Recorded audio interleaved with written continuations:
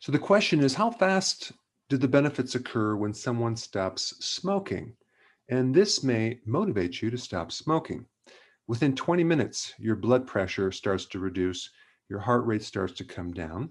Within 12 hours, you get the full cleansing effect of carbon monoxide. Okay, what is carbon monoxide?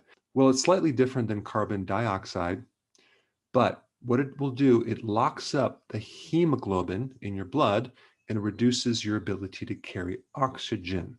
So we don't want carbon monoxide in our blood. But if you stop smoking within 12 hours, that effect goes away. Now, within 24 hours, one full day, your risk for heart attack starts to decrease. You get an increase in HDL, which is the good cholesterol, right? We have a decrease in risk of getting a blood clot, and your blood pressure comes down further and you get more oxygen. Now, at 48 hours, it's 2 days, you get the healing or resetting of your nerve endings, which is going to increase your ability to smell and taste.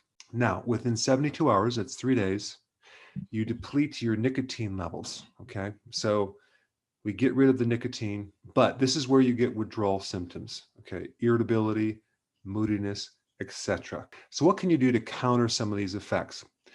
There are 3 herbs that you could take that can help. One is called lobelia, which also can help decrease coughing. Loquat is another one, which will also help reduce the mucus production, and ginseng. Now, when people have the impulse to smoke because they're addicted, they're doing it to actually reduce some stress so they can breathe better and relax. But in reality, it's not really decreasing their stress.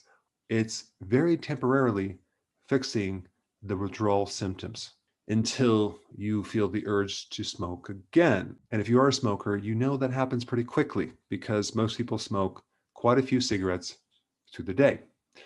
Within 30 days, your lung function and lung capacity starts to improve greatly.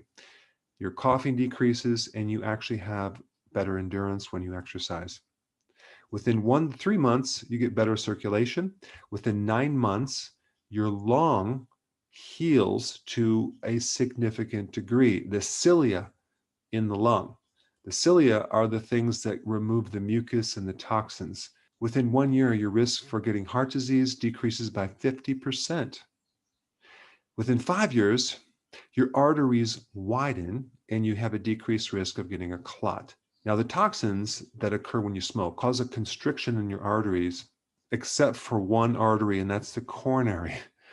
So it will actually temporarily increase the coronary, but constrict all the other arteries. It does also tend to create a vasodilation effect of your lungs so you can breathe a little bit better, but everything else is constricted.